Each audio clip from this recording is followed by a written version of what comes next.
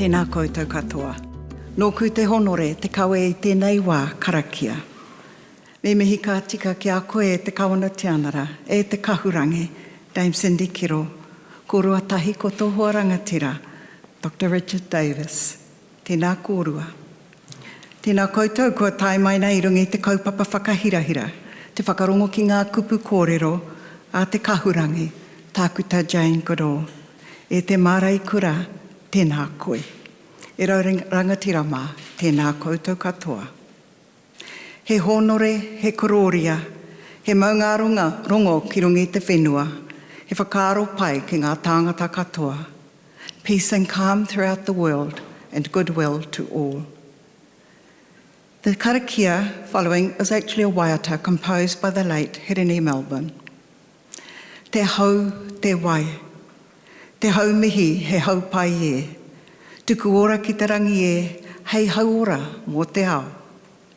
Hau manu, hau miri, hau kāinga, hau ora. Te wai rere he wai mata, tuku ora, he waiu, tuku ora, he wai rere, he wai mata. Tuku ora ki te whenua, hei waiu mō te ao. Wai puna, wai hanga, wai ata, wai rua. Wind, water, winds of warmth, winds of goodwill, breathing life into the surrounding air, nurturing the world. Winds of care, winds of affection. Familiar winds, winds of sustenance. The water that flows has its source in tears, giving life to the earth, nurturing the world, upwelling, fashioning, outpouring in song, outflowing in spirit. Mā te kaihanga o te ao katoa, tātou e tiaki. Mauri ora.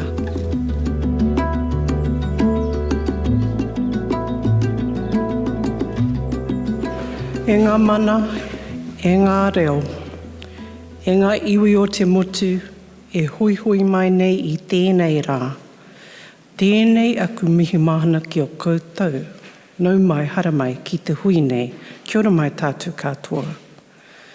I'd like at this time to specifically acknowledge and welcome you, Dr. Jane Goodall, or just Jane, as you told me, to Wellington and here to the Grand Hall of Parliament. I understand it's been nearly 5 years since you were last here in Aotearoa, New Zealand, and we're truly honoured to have you come back. I know how dearly the Wellington Zoo values the relationship that you've developed with them over many years, and also how much Wellingtonians appreciated your talk last night at the Opera House. Tēnā koe, Dr. Jane. I'd like also at this time to acknowledge the Honourable Tama Potaka, Minister of Conservation, and our wonderful ministerial host today. Mr. John Pearson, the Deputy British High Commissioner to New Zealand. Dr. Neil Gilbert, the Jane Goodall Institute of New Zealand. Ms. Natasha Beckman, Country Director, British Council New Zealand and the Pacific. Ms. Nicola Tuki, Chief Executive Forest and Bird. Dr. Brent Clothier, past President, still exiting the Royal Society Te Āpārangi. Mr. Phil Wood, British New Zealand Business Association. Ms. Manaya Sweeney, Board Member, Tonkin and Taylor. Ms. Emma Moran, Partner, DLA Piper. And to all of you, our honoured guests who are able to join us today, dear friends, familiar faces, and people who are committed to great things. Tēnā koutou katoa. Dr. Jane, we can all be grateful for the months and the years that you spent at the Gombe Stream Chimpanzee Reserve, beginning right back in July of 1960. The observations you made on the behaviour of chimpanzees remain one of the most significant developments in recent scientific history, forever altering our view of ourselves and the animal species to which we are so closely related. Those observations could not have been made without an openness to the critical intersection between humans and animals, the instincts and behaviours which we share, our deep need for community and companionship, our worst tendencies towards division and even cruelty, but perhaps most importantly, our great capacity for creativity, for understanding, and for love. While you are the world's foremost figure in the field of primatology, I'm sure you won't claim that, but we do, your work has helped to hold up a mirror to our own nature as a species. Such a long and distinguished career not only reflects your steely determination, your legendary work ethic, and uncanny powers of observation, but also an abiding joy and a wonder at the world around you, as well as a generosity of spirit for so many years which has compelled you to share that joy and wonder with others. At a time when climate change and environmental degradation remain the most pressing issues facing us, you continue to devote yourself to educating, advocating, and promoting the importance of protecting our natural world. Throughout my own life and career, including my time as New Zealand's Children's Commissioner, I've come to see and understand the great power, goodness, and hope that stems from our young people. I know when they are safe and empowered and feel loved, the extent of their imagination and courage is boundless. Through both the Jane Goodall Institute and Roots and Shoots, you are not only supporting a powerful global movement of conservation and environmental care, you are also encouraging the next generation of conservationists, empowering them to make a positive difference for the future of our planet. It was the great American astrologer Carl Sagan who spoke so profoundly of the image of our pale blue dot floating in the vast emptiness of the cosmos. There is perhaps no better demonstration of the folly of human conceits than this distant image of our tiny world. To me, it underscores our responsibility to deal more kindly with each other and to preserve and cherish this pale blue dot, the only home we've ever known. I wish to finish by acknowledging all that you have done, Jane, as kaitiaki, as a guardian of our natural world, our home, and for being such a constant and profound source of inspiration and hope to so many. I wish you all the very best for your time here in Aotearoa, New Zealand, and I'm sure you will enjoy it, hopefully, again. I do truly wonder at your boundless energy for this work. But kia kaha, kia manawa nui, kia ora mai tātou katoa. It is now my great pleasure to invite Dr. Jane Goodall and Ms. Nicola Tuki to the stage, please.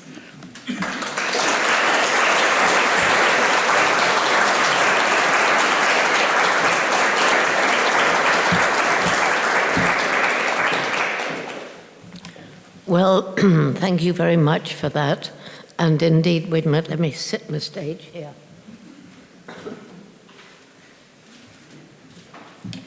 So I understand I have 10 minutes to speak to you before I join you for the discussion. Is that correct? Right.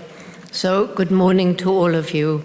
And let me start out by saying you know, all these things you hear about me, Jane does this and Jane does that and Jane inspires and blah, blah, blah. And I couldn't do it alone.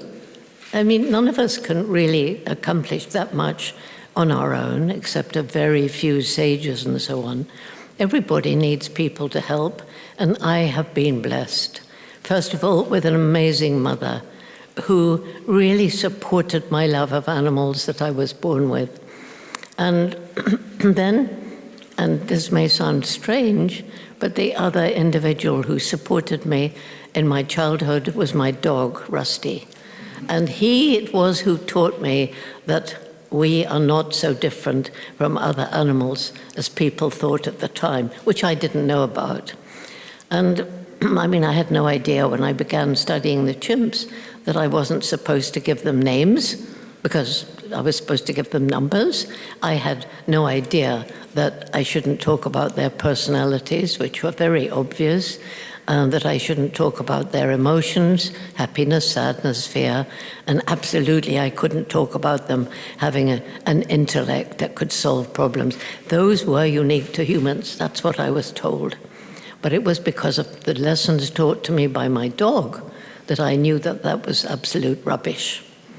And so also, as I moved on, you know, when I finally got to Kenya, because my dream of going to Africa began when I was 10 and fell in love with Tarzan and thought that he married the wrong Jane. Well, he did, didn't he? Well, of course, I knew there wasn't a Tarzan, but that began my dream. I will go to Africa, live with wild animals, and write books about them. And I finally got there to Kenya first, and there I met Dr. Louis Leakey, who had faith in me and offered me the opportunity to study chimpanzees in what was then Tanganyika, in Tanzania today. And so Dr. Leakey was another who helped me on my way. And then I can't go on without acknowledging the enormous help that I had from two of the chimpanzees in particular. The first was David Greybeard, and he's the one who let me get close before the others. And he's the one I saw on a termite mound picking grass stems and using them as tools to fish for termites, breaking off leafy twigs, stripping the leaves, thus modifying a natural object and making a tool to fish for termites.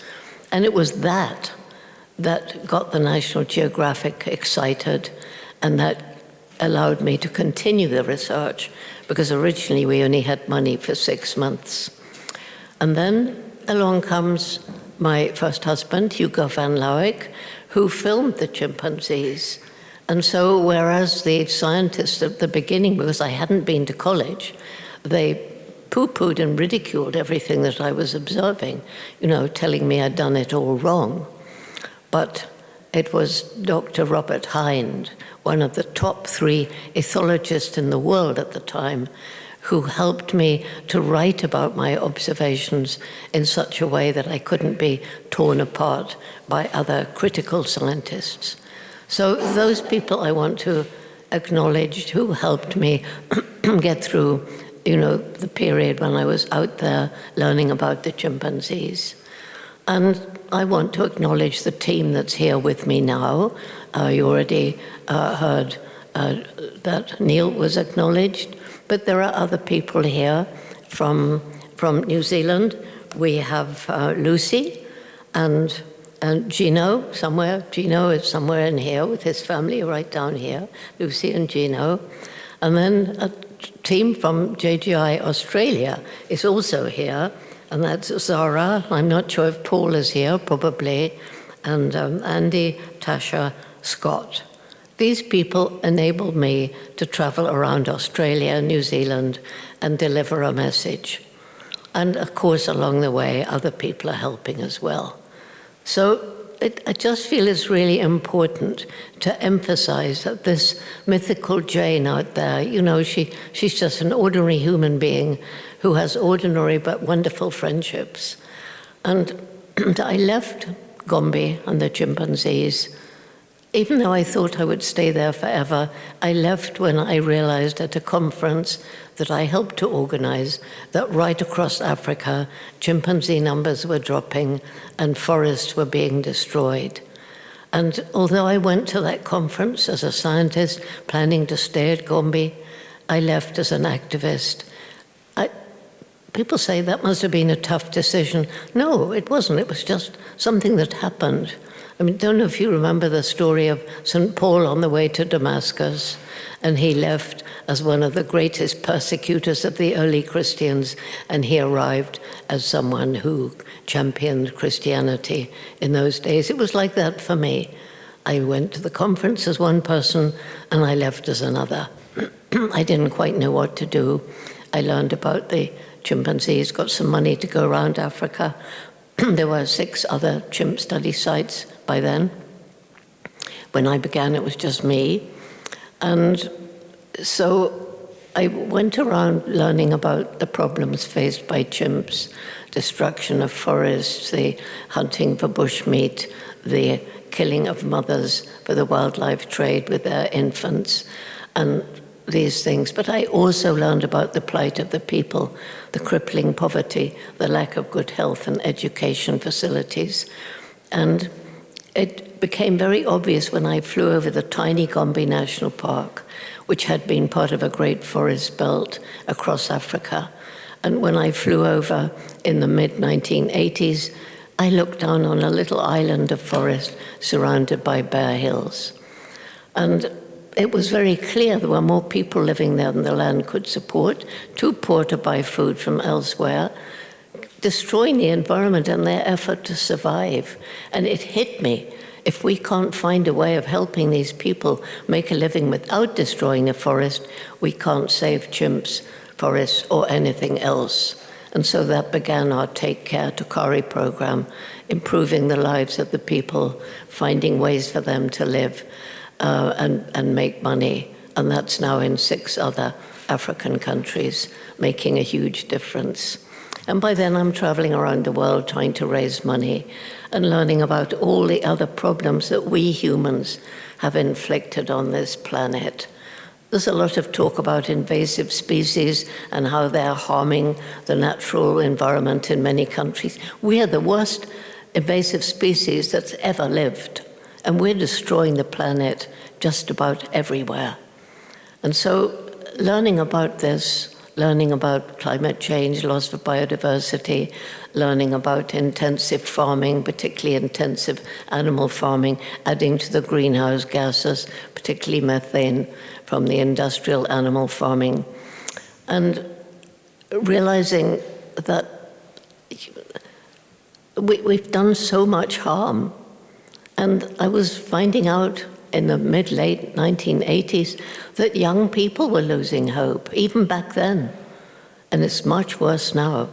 But even back then, some of them were angry, some of them were deeply depressed, most of them just apathetic. Well, we don't care, I mean, there's nothing we can do, we're doomed, and falling into apathy. And I realized then, if young people lose hope, we've had it. And so I began this program, Roots and Shoots, which is now in 70 countries, began in Tanzania. It's all ages from preschool through university.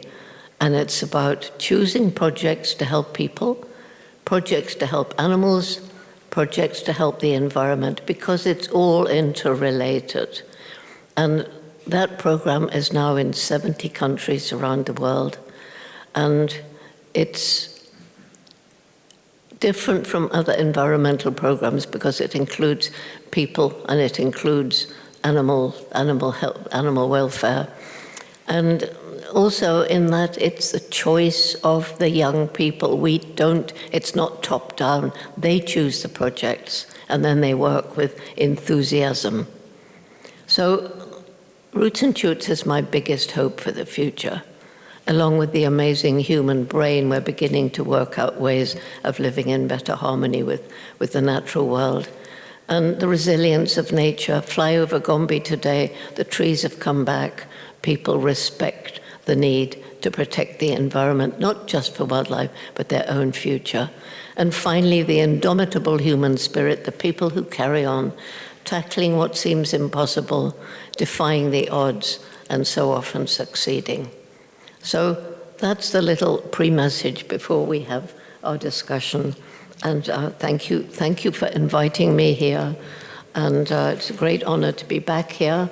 And you say maybe I'll come back again. Well, I don't know, I'm 90 already, so we'll see.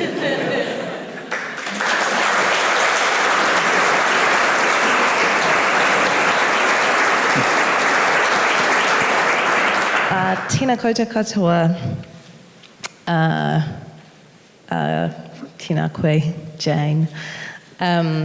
Ki te Dame Sydney, Dr. Richard Davies, ki te menata, tēnā koutou, Raurangatira mā, tēnā koutou. Ki te Dr. Jane, wahine toa, tēnā koe. There is, in New Zealand, in Te Reo Māori, we like to use whakatauki, or sayings and speeches. And the one of the ones that I love is ko te taio ko au. I am nature, and nature is me.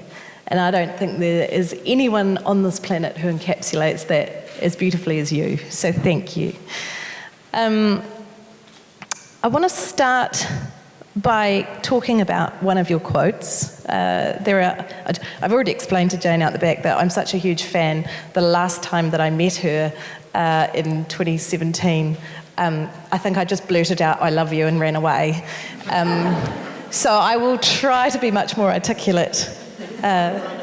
You can't run away from here. No, I can't, no. It's probably quite deliberate to have me trapped up here, but I'm more than happy to be trapped up here with you. And there are a number of your quotes that I love and I put in my pocket every day, mostly the ones about hope being about being stubborn and determined. And there are members here today, Minister Potaka, who know that. One of your quotes, though, is, "You cannot get through a single day without having an impact on the world around you. What you do makes a difference, and you have to decide what kind of difference you want to make." They resonate with me, and I imagine everyone else here who work in conservation in particular. And you also lead by example, carrying out your life's work with your determination, focus, and wisdom. In New Zealand, I know you're aware of the story of our black robin, a little species of bird that got down to just 5 individuals, 1 breeding female, and the Wildlife Service team at the time never gave up hope that they could turn that species around. Resonates with me. I have one with me every day. And I'd like to know, in the face of often huge adversity for our nature, for our natural world, how you keep walking that tightrope between communicating the reality of what's going on so that people understand what's at stake, and keeping hope alive.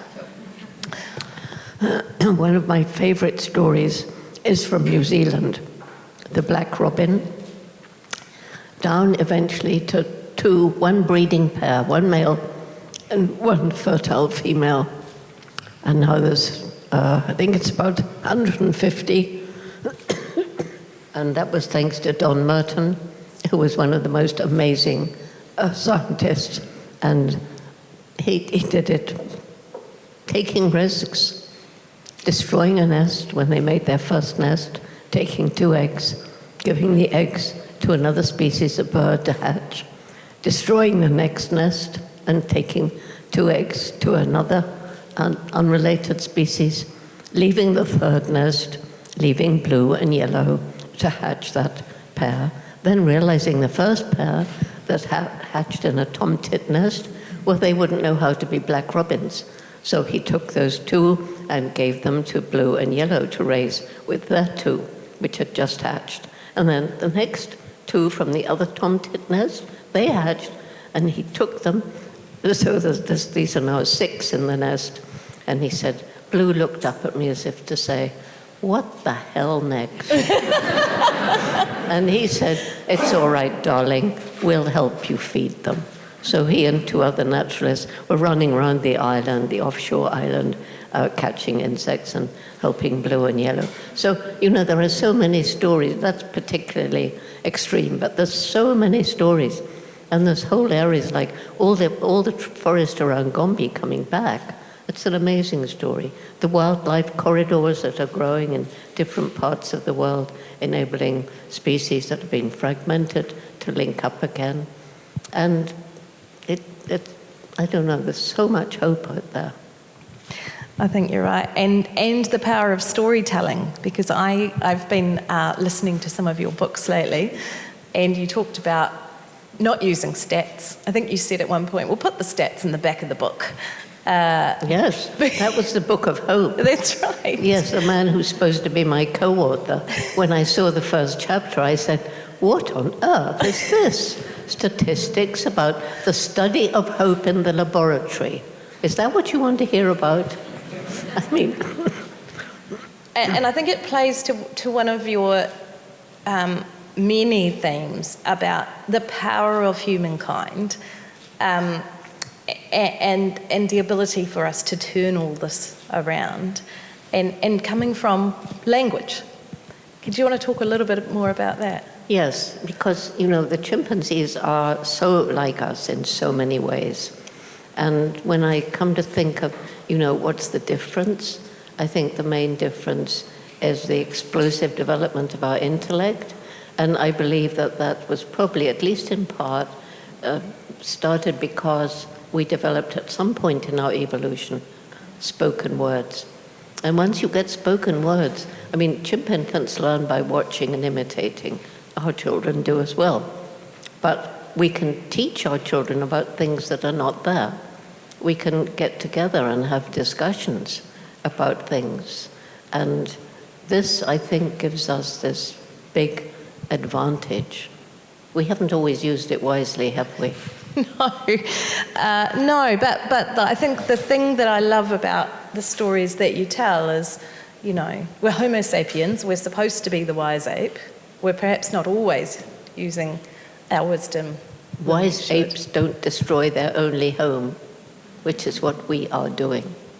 Yesterday, our Parliamentary Commissioner for the Environment talked about the need for us to mobilise as communities, as society, and we can't do that when we're polarised. So how do we cross these kind of ideological divides? Is nature the key? I think time in nature is really not only beneficial but desperately important, particularly for children. It's actually been proved that time in nature is beneficial for the very young child in a proper psychological development. And so many young children today have no opportunity of going into nature. So many humans are in the inner city. And so we have to work really hard to bring nature into the inner city. Is beginning to happen. Greening the city, which is incredibly important. But our society is so fractured. And, the gap between haves and have-nots grows wider and wider. And so much is going on that, think of Ukraine, think of Gaza, 15 wars, conflicts across Africa. And what are we going to do about it? We can't just think giving children nature is going to cure everything.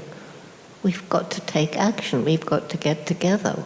We've got to bring, and I believe here you have business and conservation and government. We must get together to solve some of these problems together and around the world. But it's not easy when you think of what's going on in some countries. And so people tend to give up, and then they stop thinking about it. And that doesn't help either. So we are in very, very tough times. And that's why, age 90, I'm traveling around the world, and particularly talking to young people. I've talked to schools in Australia and here in New Zealand, and the energy, commitment, and dedication of children, once they understand the problems and we empower them to take action, it's incredibly uplifting. I think it's what keeps me going. And they are the politicians and business people of the future. They are, and we actually have some very committed youth in the audience. in Forest and Bird we have a youth arm, and we've got Roots and Shoots, and as you say, 70 countries. I'm constantly trying to convince the youth in Forest and Bird that I am at least youth adjacent, but they don't allow that.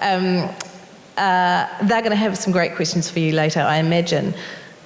I know that they feel the pressure, though, of being expected to take on the responsibility for solving the mess we've left them in. What is the, you talk often about the fact that every single person has a role to play. Like, every person can do something. And my personal favourite part is that hope isn't just wishing, it's leaning into it and, doing something about it. It's having a vision and then stubbornly going after it. What can people in this room, in this country, on this planet, do to support the young people who are inheriting this shambles that we've left them? Well, of course they need support, and it makes me really angry when children are told it's their responsibility. It's not, it's ours. It's our responsibility, and we need to help them. But also we need to empower them to take action, and we need to encourage them to choose the kind of action they want to take, because it's different for different children, and it's different at different ages.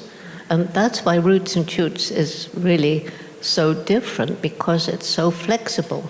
So the projects chosen to be done here in Wellington will be probably very different from projects chosen by children in other parts of New Zealand and other parts of the world. So helping the young people, helping them to find the courage and the confidence to move ahead and work on their projects. And then the other advantage is we're growing a Roots and Shoots family around the world, 70 countries. Everywhere a Roots and Shoots youth goes, in those 70 countries, they find family. And also, because we began in 91, we've got the alumni, and they're already in positions of power. There's some in business, there's some in politics, there's a lot in nature conservation, a lot in education. So give them a voice and give them a chance to have that voice. Yeah, but help them. Yeah. We need to help them.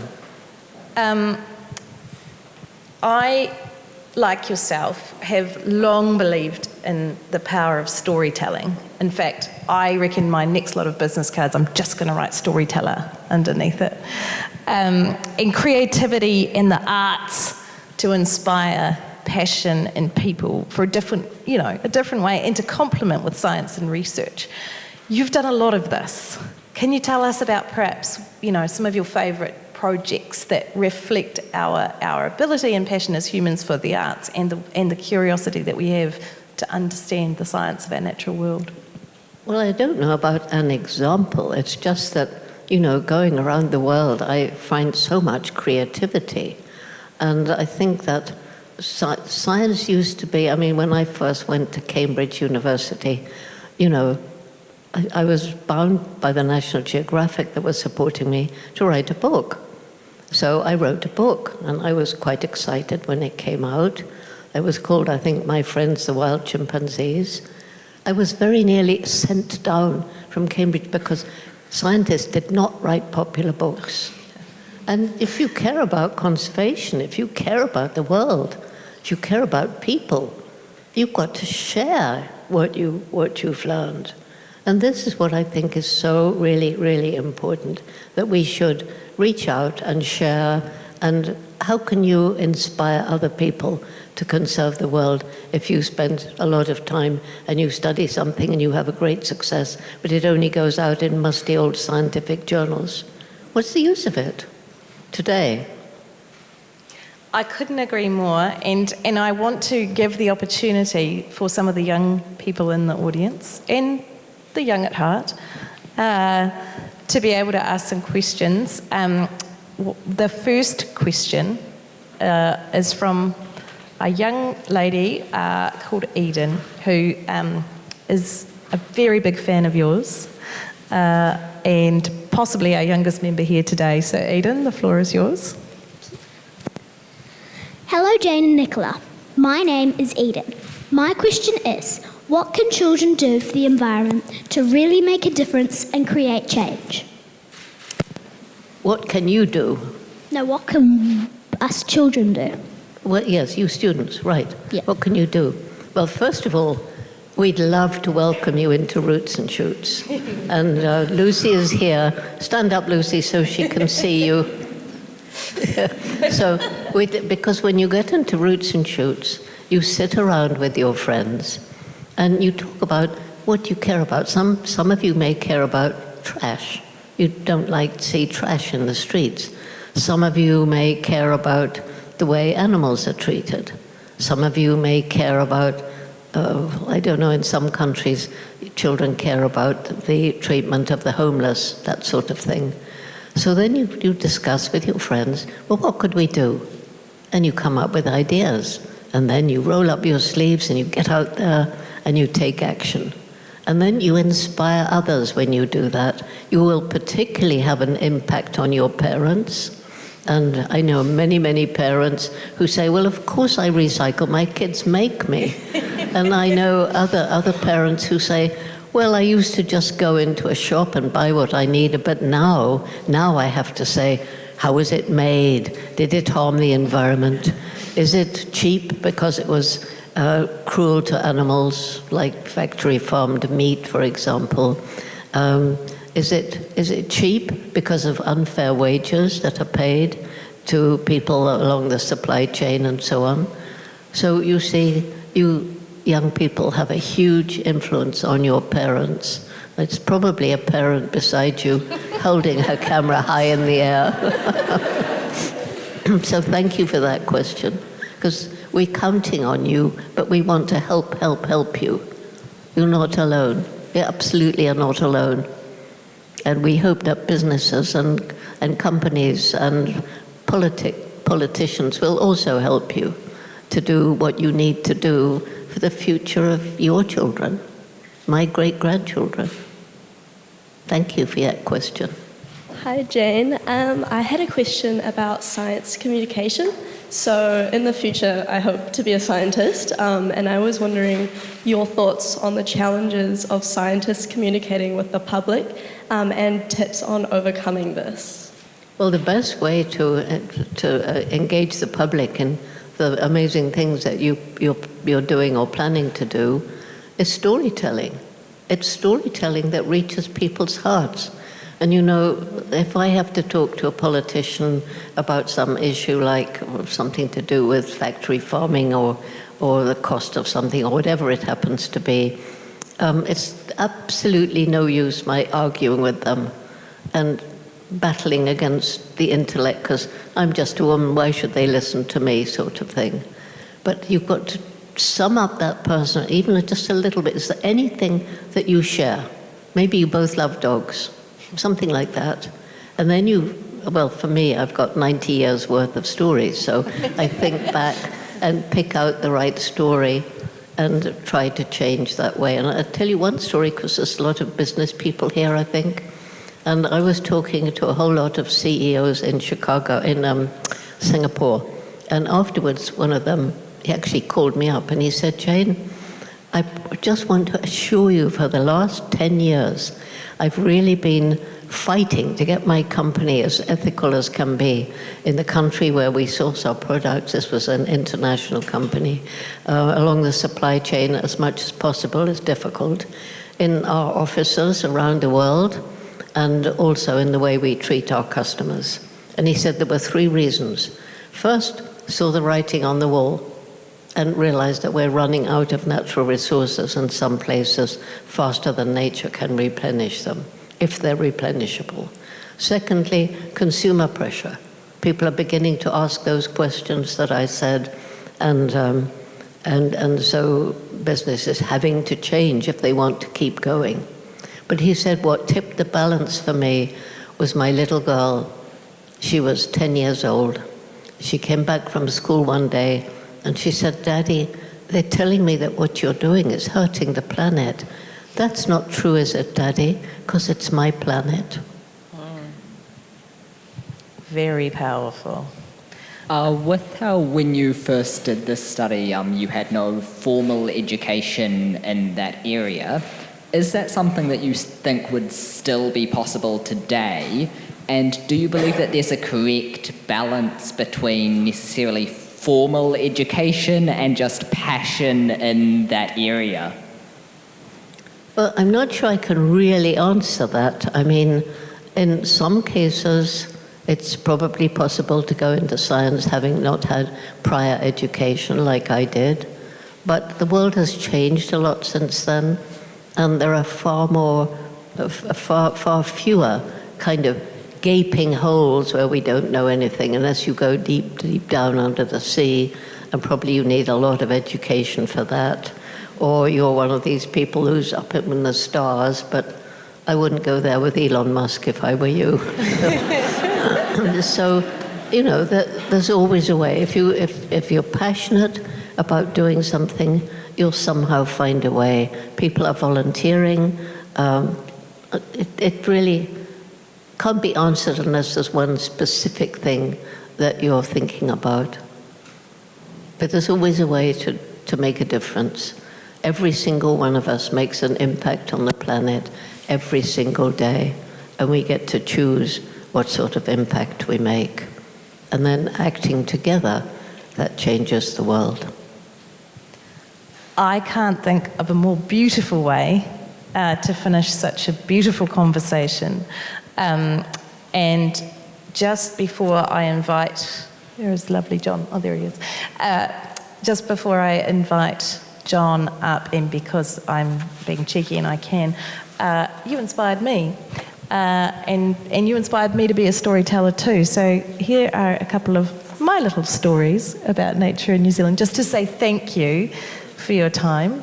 Thank you for ensuring I couldn't escape and I got to have this wonderful conversation.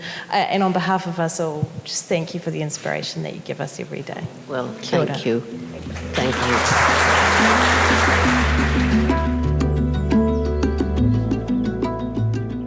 Good afternoon. So I'm John Pearson. I'm the Deputy High Commissioner at the British High Commission. I'm sure I speak on behalf of everybody when I say just what a fascinating talk that was and an exchange afterwards. I mean, lots of really deep points there, but there are three things that I particularly liked.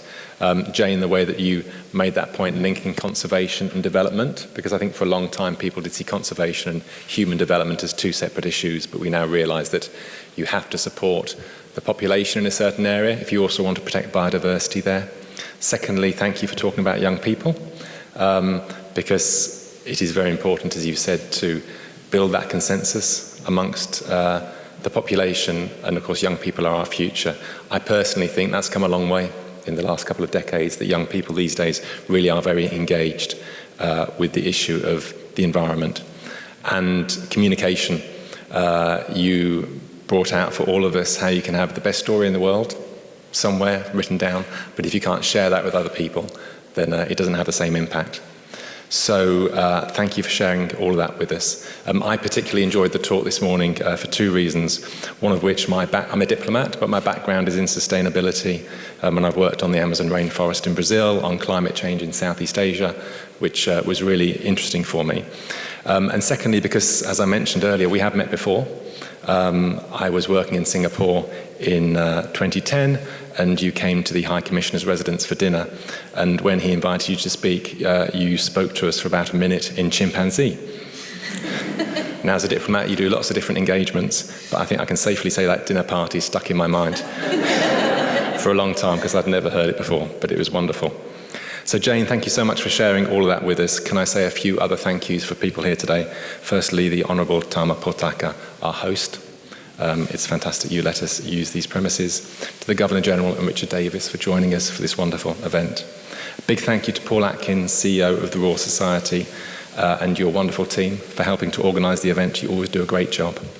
Thank you, Natasha Beckman, and the team at the British Council for supporting this. The British Council has a big ongoing commitment to environmental work. They do a lot of activities with us in the High Commission, and they have something called Trouble in Paradise, which looks at climate change in the Pacific, which has been around New Zealand. Hopefully some of you have seen that.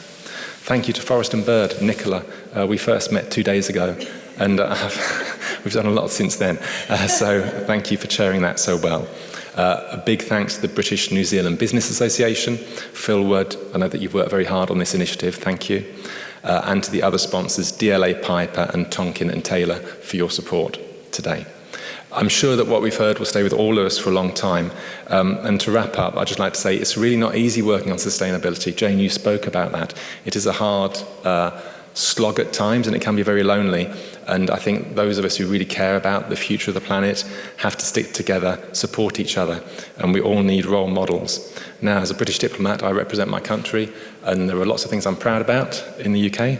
Some other things, maybe not so much, but lots of things I am proud about. And Jane, I think you are probably one of the best role models that we have in the UK, and it really makes me proud to see the incredible impact that you have on so many people around the world. So thank you for doing this for us today. Right, we're nearly at the end of formal proceedings. There's just one more thing that's going to happen. But when we do finish the formal proceedings, can I please invite you all to enjoy the refreshments that we've got today. We've got some food and some drink. I hope you'll stay and chat to all the people who are here. And finally, thank you to you all for coming today. And Jane, thank you again.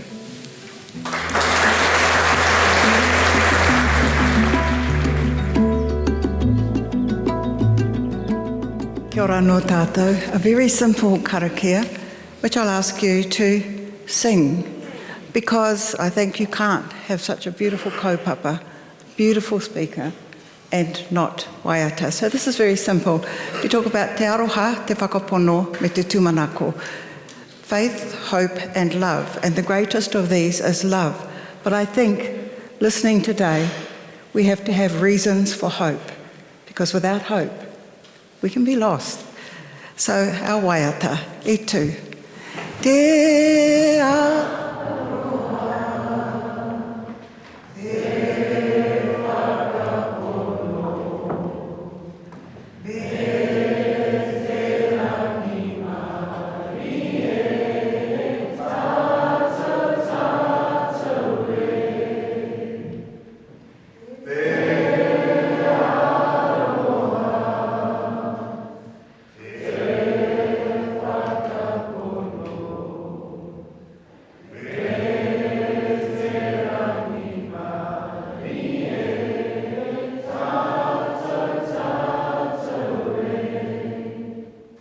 Tū tawa mai ki runga, tū tawa mai ki raro.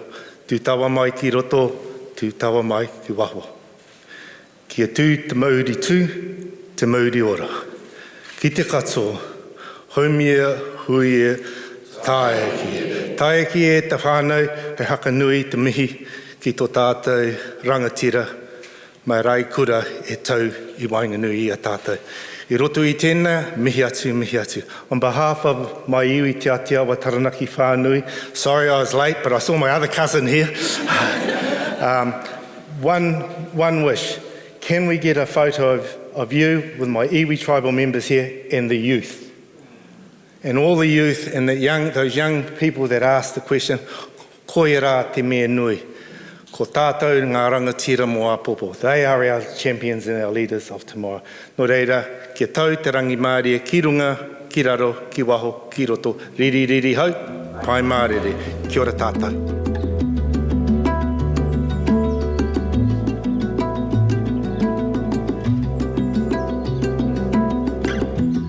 It's been wonderful to be here today with Dr. Jane Goodall in New Zealand Parliament. At British Council, we work with other countries to try and address the global challenges of our time. We've been delighted to work with Dr. Goodall. She is such an inspirational figure of hope, and she talks about the indomitable human spirit. It's really inspiring to be with someone who just emanates what it is to be human, and that's to be kind. I'm coming to the end of this visit to New Zealand. This time it's only been Auckland and here in Wellington, where I am now with Mr. H. And it's been, again, like last time, an amazing experience. I've learned a lot. I've met wonderful people. I've been here with my team. And hopefully now Roots and Shoots will continue to grow and spread further and further across New Zealand. And the Jane Goodall Institute is already picking up and hopefully will be strong and vibrant soon. So to all my friends in New Zealand, I say thank you and good au revoir and see you again soon.